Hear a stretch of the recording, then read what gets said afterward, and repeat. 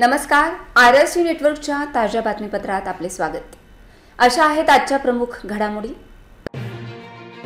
Headlines प्रस्तुत करता Marcus the readymade multibrand showroom.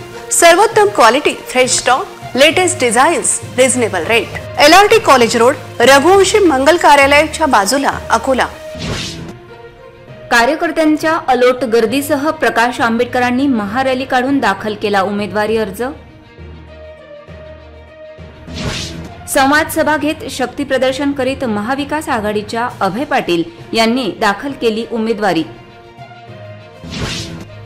मुख्यमंत्री एकनाथ शिंदे यांच्या उपस्थितीत महायुतीतर्फे वाशिम यवतमाळ मतदारसंघात राजश्री पाटील यांचे नामांकन।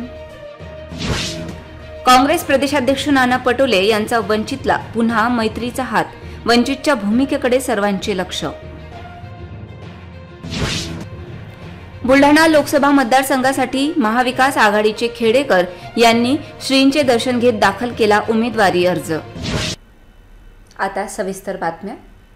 अकोला लोकसभा निवडणुकीकरिता वंचित बहुजन आघाडीच्या वतीने प्रकाश आंबेडकर यांनी आज शेवटच्या दिवशी नामांकन अर्ज दाखल केला। यावेळी महारॅली काढण्यात आली होती, त्यामध्ये मोठ्या संख्येने कार्यकर्ते सहभागी झाले होते।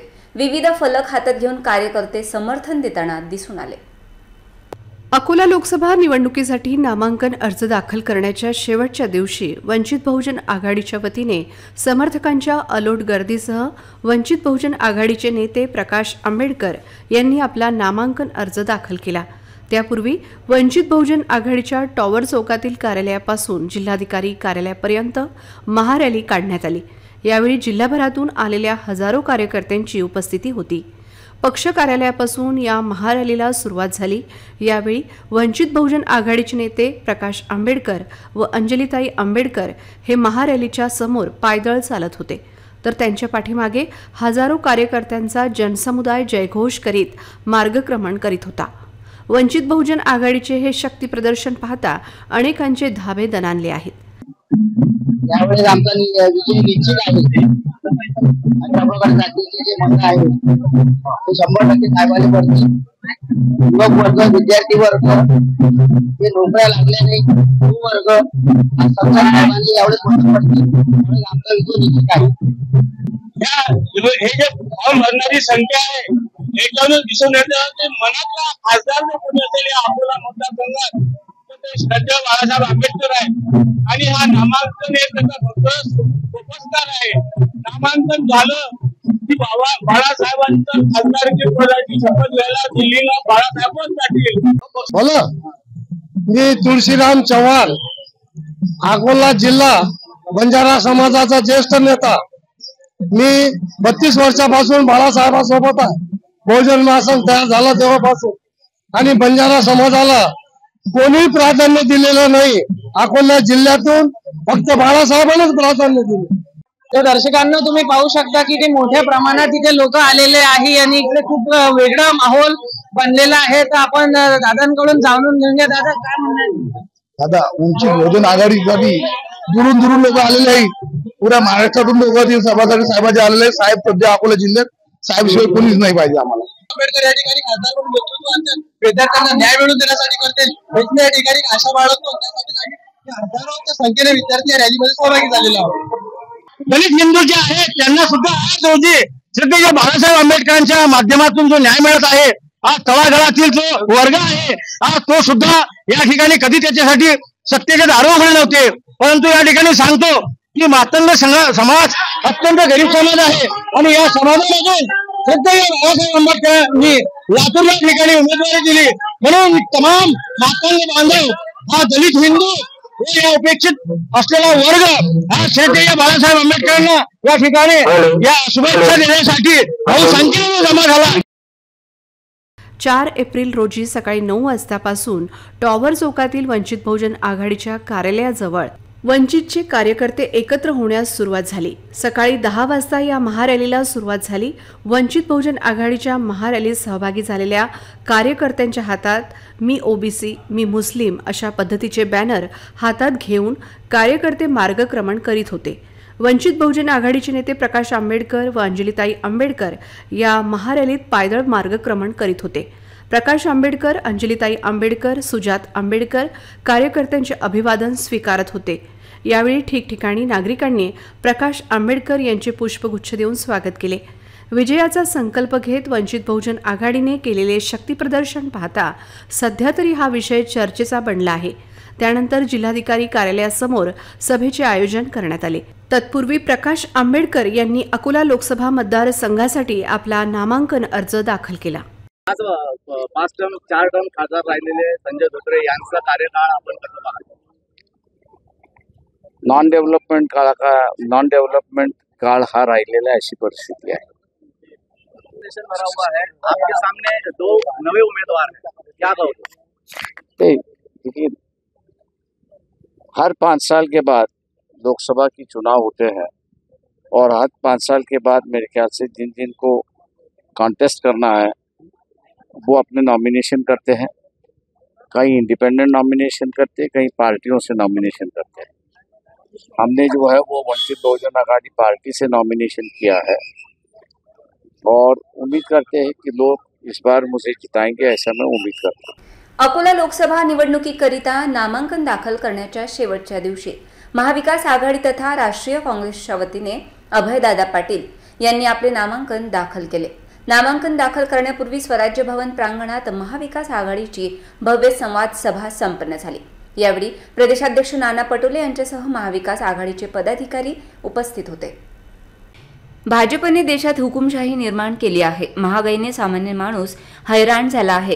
काँग्रेस सरकार नेहमी जनतेसाठी काम करते तर मोदींचा हमीभाव खोटा आहे, यावर निशाणा साधत काँग्रेसचे प्रदेशाध्यक्ष नानासाहेब पटोले यांनी महाविकास आघाडीचे उमेदवार डॉक्टर अभय पाटील यांना बहुमताने निवडून देण्याचे आवाहन उपस्थित हजारो महाविकास आघाडीच्या कार्यकर्त्यांना केले।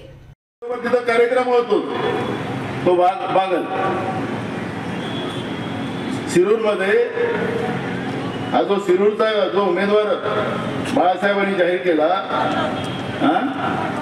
बादल, तुला माहित आहे त्यांना का नाही माहित झालं? तर त्यांचं जे स्पेलिंग त्याचं बघत तुमच्याजवळ असेल यादी, तर त्याची इंग्लिश निघाली तर बागल करून ठेवलेलं आहे। यादी कोणी पाठवली ते त्याच्यातून कळतं। परवा देवेंद्र फडणवीसांच्या बरोबर तो त्यांच्या कार्यक्रमामध्ये होता उपस्थित। मला त्याच्यामध्ये जायचं नाही कारण त्यांचा निर्णय त्यांना घ्यायचा, पण फक्त आमच्यावर टीका कशाला? मी पण वंचित आहे ना, मी पण शेतकऱ्याचा पोरगा आहे, मी पण ओबीसीचा पोरगा आहे। वंचितची भाषा काय? वंचित मला माहित आहे की डॉक्टर निवडून येतात आहेत लोकांचं मोठ्या प्रमाणात। कालच मला जो रिपोर्ट आला विभागाकडून, सर्वेकडून, जे काही विभाग असतात शासनाचे त्यांच्याकडून आला की ज्या दिवशी फॉर्म भरला त्या दिवशीच अभय पाटील निवडून आले, अशा पद्धतीचे चित्र। यावेळी नाना पटोले यांचे डॉक्टर अभय पाटील व काँग्रेस कार्यकर्त्यांनी संत तुकाराम महाराज व छत्रपती शिवाजी महाराज यांच्या प्रतिमा देऊन स्वागत करण्यात आले। पहिल्यांदाच एवढ्या मोठ्या संख्येने काँग्रेस कार्यकर्ते स्वराज्य भवन प्रांगणात दिसून आले। यावेळी महाविकास आघाडीचे इतर पदाधिकारी व महाविकास आघाडीचे उमेदवार डॉक्टर अभयदादा पाटील यांनीही उपस्थित कार्यकर्त्यांना संबोधित केले। बुधवारी डॉक्टर अभय पाटील यांनी औपचारिकरित्या आपले नामांकन दाखल केले, परंतु अधिकृतपणे शक्ती प्रदर्शन करीत त्यांनी आज 4 एप्रिल रोजी आपले नामांकन दाखल केले। भाजप आणि वंचित बहुजन आघाडीनंतर काँग्रेसनेही जोरदार ताकद दाखवत अकोला लोकसभा निवडणूक जिंकण्याचा संकल्प केला आहे। दादा, आप उमेदवारी अर्ज भरला, हे आव्हान आहे, त्या आव्हानाकडे कसं पाहता? नाही, आव्हान तर स्वीकारलं, त्यामुळेच उमेदवारी अर्ज भरलेला आहे आणि निश्चितच आज जी इथं महाविकास आघाडीची परिस्थिती आहे ती एकदमच चांगली आहे। म्हणजे आज काँग्रेसचे परंपरागत 270 ते 3 लाख मतं आहेत, शिवसेने 40 लाख आहेत, राष्ट्रवादी काँग्रेसचे जवळपास 80,000 मतं आहेत। तर त्याच्यानंतर व्यक्तिगत जे काही इतकं 30 वर्षाचं इथं मी समाजासाठी देय केलेलं आहे आणि समाजाचं माझ्यावरचं प्रेम सगळ्या समाजाला घेऊन चालणारा हे, त्याच्यामुळे जवळपास यावेळेस आम्ही विजयश्री खेचून आणू असं मला वाटतंय। लोकसभा निवडणुकीसाठी उमेदवारी अर्ज दाखल करण्याचा शेवटचा दिवस येऊन ठेपला तरी वाशिम यवतमाळ लोकसभा मतदारसंघातील महायुतीचा उमेदवार कोण हा प्रश्न सुटलेला नव्हता। अखेर या बाबीवर पडदा काल पडत शिवसेना महायुतीच्या वतीने राजश्री पाटील यांनी मुख्यमंत्री एकनाथ शिंदे यांच्या उपस्थितीत आपला उमेदवारी अर्ज भरला। वाशिम यवतमाळ लोकसभा मतदारसंघासाठी विद्यमान खासदार भावनाताई गवळी यांना तिकीट मिळणार की नाही याबाबत तर्कवितर्क लावले जात होते। या बाबीवर अखेर पडदा पडत शिंदे सेनेकडून खासदार भावनाताई गवळी यांचा पत्ता कट करीत हिंगोलीचे खासदार हेमंत पाटील यांच्या पत्नी राजश्री पाटील यांना वाशिम यवतमाळ लोकसभा मतदारसंघातून उमेदवारी देण्यात आली। आज राजश्री पाटील यांनी मुख्यमंत्री एकनाथ शिंदे यांच्यासह महायुतीच्या पदाधिकारी यांच्या उपस्थितीत आपला उमेदवारी अर्ज दाखल केला। अर्ज दाखल करण्यापूर्वी राजश्री पाटील यांनी जोरदार शक्ती प्रदर्शन करीत महायुतीमधील घटक पक्ष व मुख्यमंत्री यांच्या उपस्थितीत भव्य रॅली काढली आणि संवाद सभा केली।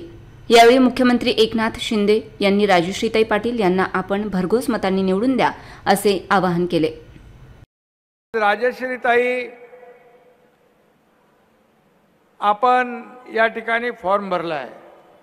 खरं म्हणजे राजश्रीताईचं नातं मला आपल्याला सांगण्याची आवश्यकता नाही आणि आपल्या प्रत्येक ताईला माहेरचा ओढा असतो आणि त्या माहेर वाशिन म्हणजे आपल्या लेकीप्रमाणे आपली या यवतमाळ वाशिमची लेक म्हणून आज आपल्या समोर त्या लोकसभेच्या उमेदवार म्हणून आलेले आहेत। मला खात्री आहे जे वातावरण पाहतोय त्यावरून सगळे रेकॉर्ड ब्रेक करून आपण त्यांना निवडून देणार आहात हे नक्की मला त्याची खात्री आहे। काँग्रेस व वंचितमध्ये बिघाडी झाली होती, परंतु आज अकोल्यात नाना पटोले यांनी पुन्हा काँग्रेसचा हात वंचितसाठी पुढे केल्याचे प्रतिपादन केले। प्रसार माध्यमांशी बोलताना त्यांनी प्रतिक्रिया व्यक्त केली। त्यांच्या या वक्तव्यानंतर वंचित काय भूमिका घेते याकडे सर्वांचे लक्ष लागले आहे। नाना पटोले प्रकाश आंबेडकर यांच्यासाठी सकारात्मक असल्याचे पटोले यांच्या वक्तव्यावरून पुढे आला आहे। अकोल्यात नाना पटोले यांनी पुन्हा काँग्रेसचा हात पुढे केला आहे। नाना पटोले यांनी माध्यमांशी बोलताना त्यांनी प्रतिक्रिया दिली आहे। अजून वेळ गेलेली नसून त्यांच्यासाठी दोस्तीचा हात पुढे आहे। त्यांनी आताही निर्णय घ्यावा असे आवाहन नाना पटोले यांनी केलं आहे। तर प्रकाश आंबेडकर हे आपल्यावर टीका करतात, आपण ते सहनही करतो, केवळ देशाचं संविधान वाचविण्यासाठी। आंबेडकरच टीका करतात असे नाही तर वंचितचे पदाधिकारी सुद्धा आपल्यावर आरोप का करत आहेत, मात्र मला अजूनही समजलं नाही ते का टीका करतात असेही नाना पटोले म्हणाले। तर नागपूरच्या आमच्या उमेदवाराला पाठिंबा का दिला हे वेळ आल्यावर सांगेल असा इशाराही त्यांनी दिला। अजून वेळ गेलेली नसून आमचा वंचितसाठी हात पुढे आहे असेही ते यावेळी म्हणाले। झालेली नाही, काल पण मी बसलो, पण मी आज अकोल्यात येऊन मी प्रस्ताव दिलेला आहे। त्यामुळे आमच्या जागेवर आम्ही निर्णय करू आणि मी आज प्रस्ताव दिलेला आहे, त्याच्यामुळे आजचा प्रस्ताव आपण जाहीरपणे ऐकलेला आहे। काँग्रेस वंचितने अनेक ठिकाणी काँग्रेसच्या उमेदवारांना आम्ही त्यांना संधी दिलेली आहे। अनेक ठिकाणी काय, अनेक ठिकाणी कुठं ते नागपूरचं काय दिलेलं आहे ते वेळ मी सांगितलंय, माझ्याजवळ सगळी बारूद आहे, योग्य वेळ मांडू। पण आजही आम्ही आमची संधी तुम्हाला दिलेली आहे आणि आम्ही आव्हान केलेलं आहे, अकोल्यात येऊन आव्हान केलेलं आहे आणि मी अजूनही दोस्तीचा हात पुढे ठेवलेला आहे हे मी जाहीरपणे सांगितलं। मांडलेली आहे आणि जर त्यांनी अकोल्यासाठी जागा मागितली, मी काय करायचा मार्ग माझ्याजवळ आहे, मी निर्णय घेणार। मी सांगितलं, ते म्हणले ना मला कालपर्यंत अधिकार नाही आहेत, मी अधिकार कसे आहेत मी सांगतो ना, मी त्यांना सांगितलं, मी दिलं ना खुलं आव्हान, त्यांनी सांगावं त्यांची तयारी। मतविभाजन होऊ नये ही काळजी आम्ही घेतोय। आम्हाला स्वातंत्र्य हे काँग्रेसने मिळवून दिलेलं आहे। बाबासाहेब आंबेडकरांना संविधानिक संविधान बाबासाहेब आंबेडकरांनी आम्हाला दिलेलं आहे, ते संविधान वाचवणं आणि लोकशाही वाचवणं हे काँग्रेसची जबाबदारी आहे। त्यामुळे मी आज अकोल्यात येऊन त्यांना पुन्हा दोस्तीचा हात पुढे केलेला आहे। त्यांनी प्रस्ताव द्यावा, 2 जागेचा मी काँग्रेसकडून आमचा तयारी आहे। अकोल्यातून काँग्रेस माघार घेतली, मी कुठून घ्यायची ते त्यांनी प्रस्ताव द्यावा, त्याच्यानंतर चर्चा करू। कारण त्यांनी ऑलरेडी अर्ज भरलेला आहे। ऑलरेडी असेल तर त्यांच्या मनात काय आहे ते तुम्हाला माहित असेल तर तुम्ही मला सांगा। नाना भाऊ, एवढा राग नाना भाऊंचा काय प्रकाश आंबेडकरांना, नाना पटोलेंचा एवढा राग काय त्यांच्या मनात? माझ्याबद्दलचा राग अजून कळलेला नाही त्यांना, काय करतात ते मला, त्यांचे खालचे लोक सुद्धा माझ्याबद्दलचं फार अपशब्द बोलतात। मी पण वंचित आहे, त्यांनी माझ्याबद्दलचा राग व्यक्त करावा आणि असं मलाही कळलं नाही अजूनपर्यंत। तरी सुद्धा मी माझ्या अपमानापेक्षा मला माझ्या देशाचं संविधान आणि लोकशाही महत्त्वाची आहे, त्यासाठी माझा अपमान मी गिळायला तयार आहो, पण अजूनही दोस्तीचा हात आम्ही पुढे ठेवला। नाना, एक प्रश्न विचारतो, तुम्ही नागपूरच्या सांगितलं म्हणून दिला असं सांगितलं. आज बांदलांचा शिरूरच्या उमेदवाराचा उल्लेख केला.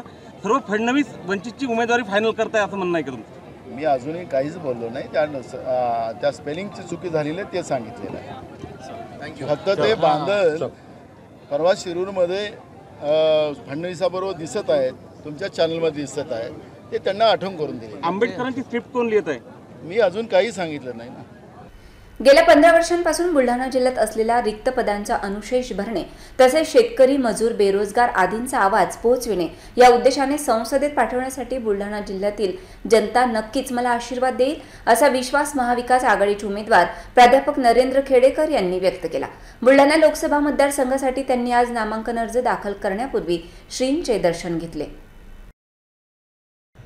गेल्या 15 वर्षांपासून जिल्ह्यातील रिक्त पदे भरण्यासाठी आणि शेतकरी, मजूर, बेरोजगार आदींचा आवाज बुलंद करण्यासाठी बुलढाणा जिल्ह्यातील जनता मला यावेळी संसदेत नक्कीच संधी देईल अशी अपेक्षा व्यक्त करीत संत शिरोमणी श्री गजानन महाराजांचे दर्शन घेतल्यानंतर महाविकास आघाडीचे उमेदवार व शिवसेना उद्धव ठाकरे गटाचे उमेदवार नरेंद्र खेडेकर यांनी आपली भावना व्यक्त केली.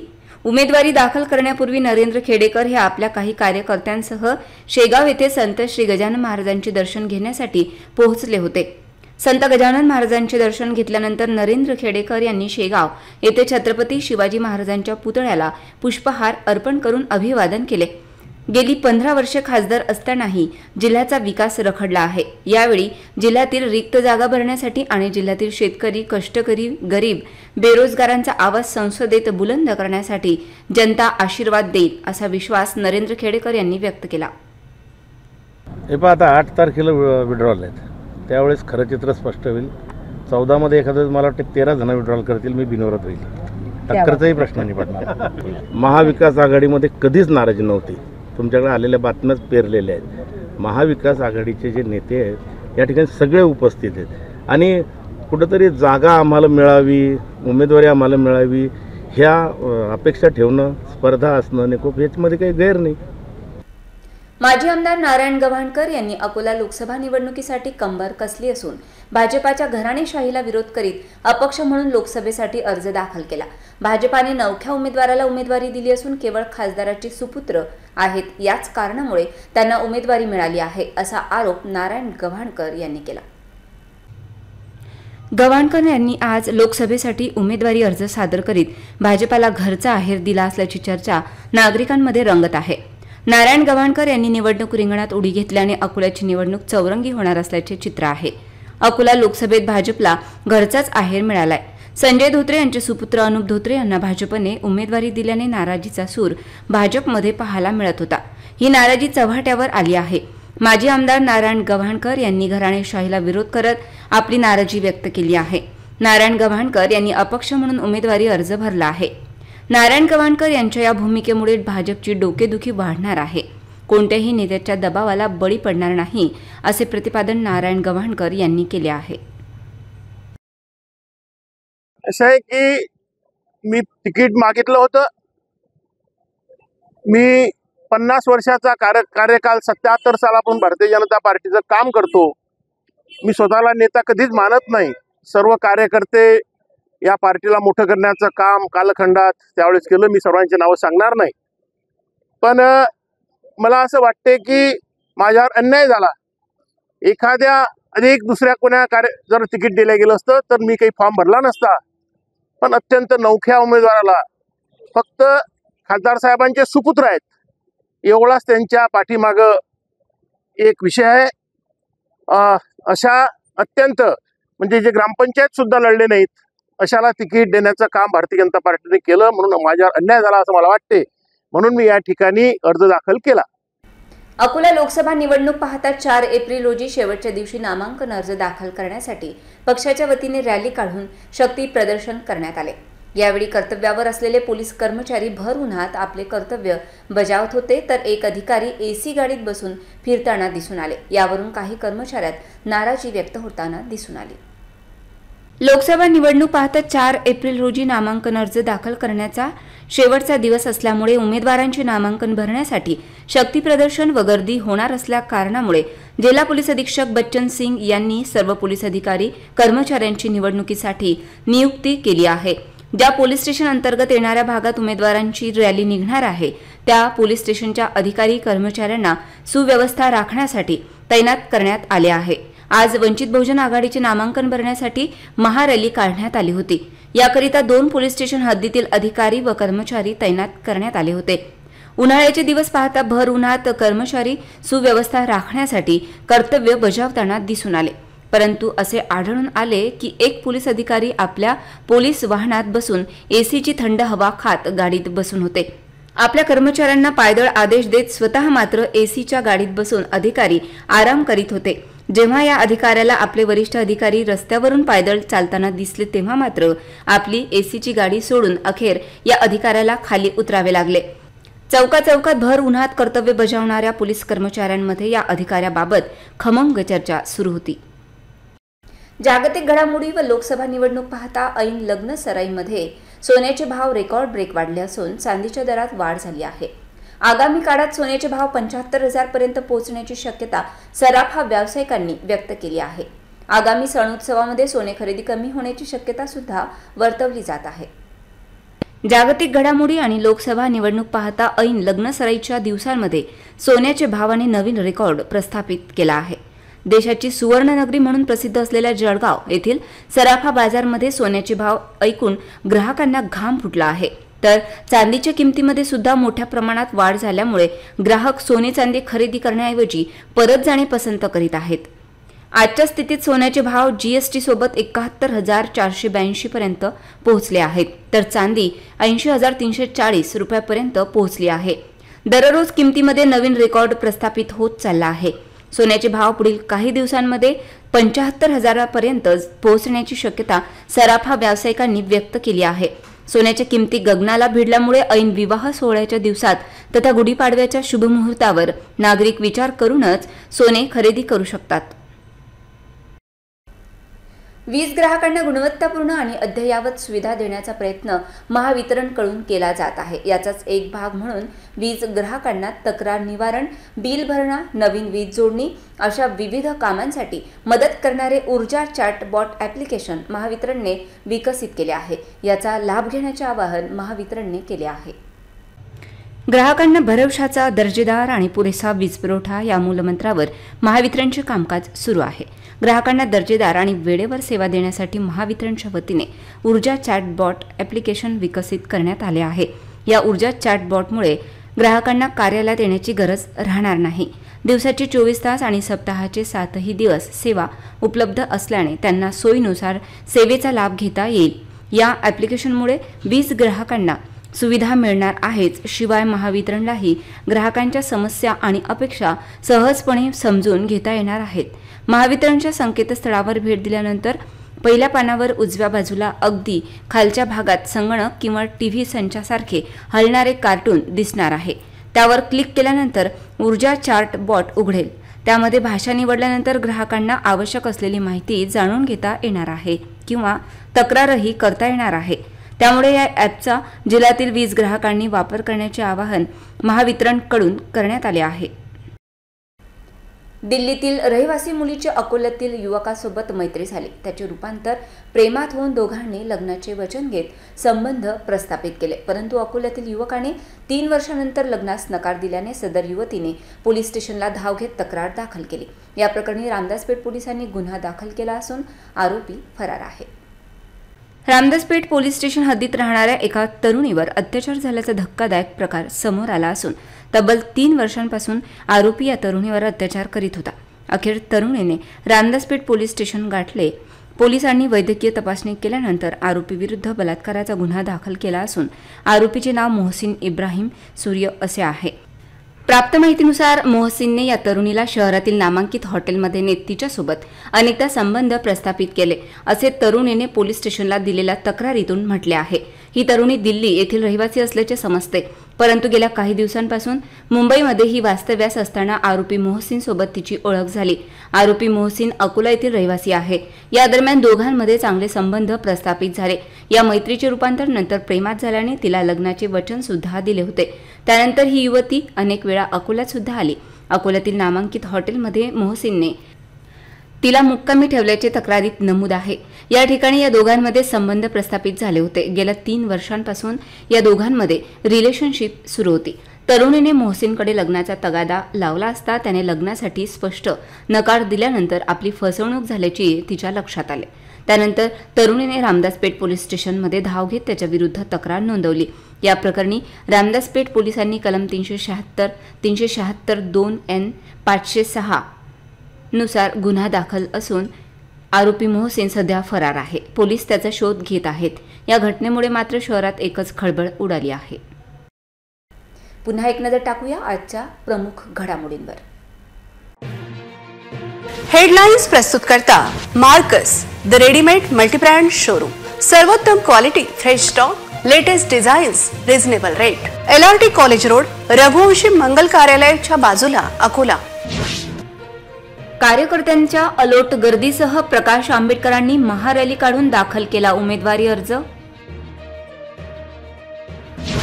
संवाद सभा घेत शक्ती प्रदर्शन करीत महाविकास आघाडीच्या अभय पाटील यांनी दाखल केली उमेदवारी. मुख्यमंत्री एकनाथ शिंदे यांच्या उपस्थितीत महायुतीतर्फे वाशिम यवतमाळ मतदारसंघात राजश्री पाटील यांचे नामांकन. काँग्रेस प्रदेशाध्यक्ष नाना पटोले यांचा वंचितला पुन्हा मैत्रीचा हात. वंचितच्या भूमिकेकडे सर्वांचे लक्ष. बुलढाणा लोकसभा मतदारसंघासाठी महाविकास आघाडीचे खेडेकर यांनी श्रींचे दर्शन घेत दाखल केला उमेदवारी अर्ज. बातम्यांसाठी तुम्ही पाहत रहा RRC न्यूज. यूट्यूब चॅनलवर तुम्ही पण लाईक आणि सबस्क्राईब करा RRC डिजिटल अकोला हे यूट्यूब चॅनल. जगभरात कुठेही पहा RRC डिजिटल अकोला. पुन्हा भेटूया ताज्या बातम्यांसह, नव्या घडामोडींसह, नव्या बातमीपत्रात. तोवर नमस्कार.